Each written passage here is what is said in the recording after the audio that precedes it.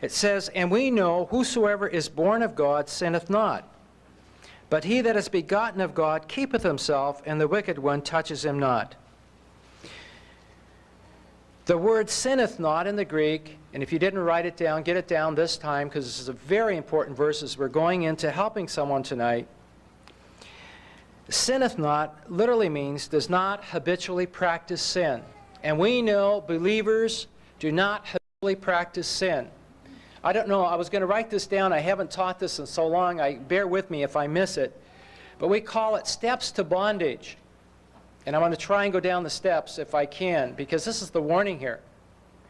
A believer is walking along in his life, and a flaming missile of the enemy comes to him with a temptation. If he receives that, he will sin, commit an act, and he goes down one step. If you can go down the steps, if you can see, he's down one step. If he confesses that sin, he moves back up and walks again on the same level he was on. But if he's down on this level, he committed an act, then the enemy may attack him again in that very same area. And he begins now to practice that act, and he drops down on a lower level. And at this level he's beginning now, which was once just a single act, is now becoming part of a major struggle in his life. So he's now down lower. If he confesses his sin, what will happen? He'll get back up. There's one step in here I know I'm going to miss. I've already missed it, I think.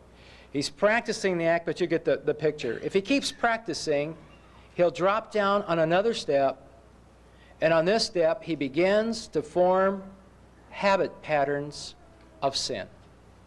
This is no longer something he's practicing. It's literally becoming a way of life, a habit pattern of sin.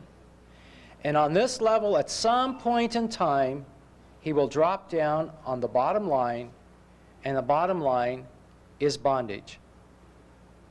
And often, the person in bondage needs someone to come alongside to help them to break that bondage. When they break the bondage, do they go back up here on the top level again? No. Where do they go back to? Habit patterns. And those have to be broken. Strongholds, ruts in their life. They need ongoing counseling. But the bondage needs to be broken so they can begin to work themselves how?